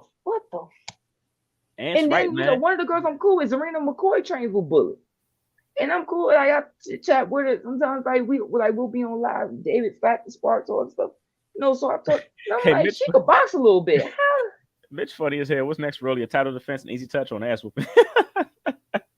Man, who's That's the right. easy touch though, Mitch? Who's the easy touch? Who's the easy touch? Who's the rock soccer that they could get for him? Who's the rock soccer they could go ahead and adjust the ranking and get for At him? Who? 140, we gotta go way down the rankings. We gotta go way down. To the 30, to 30 or Yeah, 25 or something. we gotta go way down. But I like what Ant said. He said fighters are sensitive even when you're trying to help them, and that's why I was tuning into the Porterway podcast when it first came on. And you know it's Sean Porter, you know it's his podcast, but I really gained respect for Ant because he never held back on the show, bro. Never held back. He kept it a buck. He spoke how he feel and he kept it real. You know, in front of the fighters, you know what I'm saying, just kept it a buck and told them exactly what was really what it was. So he's right. You try to help them and some of them just don't want to hear it because it's hard to take constructive criticism for real. You know? I don't know how because the way I was taught, I could say a quick story. I was sparring. Was it Tonyo? No, it wasn't Tonyo. It was Epps. So I was helping Epps get Who? ready. It was a kid who was one of my teammates. He didn't go that far. But he could have been if he would. He went off to the army and stuff. But if he would stay, he could have been decent. So I'm helping him. He was a 775 pounder, and I kept fainting. Like I would finish the sequence, faint, and I would walk and take 3 steps and stop. But I'm not realizing it. And Coach Bubble said, "Man, you doing the same sequence over again." I'm like, "Huh?" And then Dad saying stuff. I'm like, "What am I doing wrong?" I thought because I'm making a list. And he said, "Man, take this criticism now before you take it from somebody with 8-ounce gloves on. Take that criticism now before you take it from someone else with 8-ounce gloves on." And you know what wound up happening? He said, "You're doing the right thing. You're getting out of that faint, and but you're taking 3 steps. Mix it up. Give it 5 steps. Give it 3 steps. Then sometimes give it 2. Hop back. Go back to the other side. Boom. Side. Go back over to the left. Okay, cool." And then he told Epps what to do. And as soon as I fainted and took my 3rd step and walked, here come Epps sleeping hook. And I went, whoa, and I dipped it and pivoted and went out. And I was like, whoa, shit. It was gone. I was like, oh, that's why you said I should change up how many steps I take. My bad. Like, that's Right. why. So I'm like, why wouldn't you want to take in this physical of a sport? That's why it kills me when they lie to these fighters, jock ride these fighters, say this, that, and the third to these fighters. Like Devin's camp, jock riding him, Rose camp, jock riding him. I'm like, you are getting physically assaulted in this sport. You know when you getting your ass whooped. You know when the fight's close, when the fight's tight. You know when you taking, man, I'm getting hit with some stuff, or man, I won that fight, but it ain't like how they hyping me up. It ain't like that. No, for sure. For sure, man. He said, call me with a half fight camp is easy touch. Promoter give Rolly the date 3 months ahead and notifies call me 6 weeks away. Sounds accurate. That's what shit that would actually freaking happen, bro. That's some that's some Canelo shit. That's some Canelo shit, bro. And that happens, Mitch. It does. Maybe you Yeah. were around the fight game, but you probably heard it or seen it. I don't know It how happened. deep you're in the fight game, but I done seen situations where you know how they'll have a guy and a backup guy, which they need to do for blueprint. You know, hey, yo, man, we got 2 guys getting ready just in case one fall out. But you'll have a way where the guys getting, and then they notify the other guy 4 weeks out. You notify the other guy 3 weeks out. The other Yeah. guy been getting ready for 8 weeks, and it's like, because they know the other guy stays in the gym anyway. Right. So it's like he stays in the gym, but you don't turn it up until you got the contract signed. Like, because you want to preserve your body, because you don't want to go 100 miles an hour 12 months out of the year and you ain't got to fight them. You'll just wreck your body. You'll overtrain. You know, Indeed. so but yes, that does happen. I've seen it happen. Indeed. Yeah, man. Look, guys, But I appreciate y'all, man. I really do. I was just about to say, like, yeah, we I gotta wrap it up appreciate because this y'all. one got to go to bed. He has to get his beauty rest. You know, I got a this velvet bedtime, do bro. rag, yo You hear velvet me? do rag wearing ass Hey, motherfucker come down. I'm gonna tell y'all, pound for pound, one of the best barbers in the world is me. You got the I Hispanic and respect the that. I Latinos. respect that. The Hispanic and the Latino barbers is at the top. They number one ranked in the world. Is me and number two in the world, and it's everybody else. It's everybody else. Everybody else, man. All But I want to right, thank you man. guys for joining the chat. All right, Bink Pot. Breaking Come on, news, man. big press conference in New York next week. Hey, Ant, keep us posted, man. Keep us posted. I'm gonna holler at you after this. Matter of fact, I'm gonna holler at you. Yeah, and All right. Mr. I'm gonna DM you my number, sir.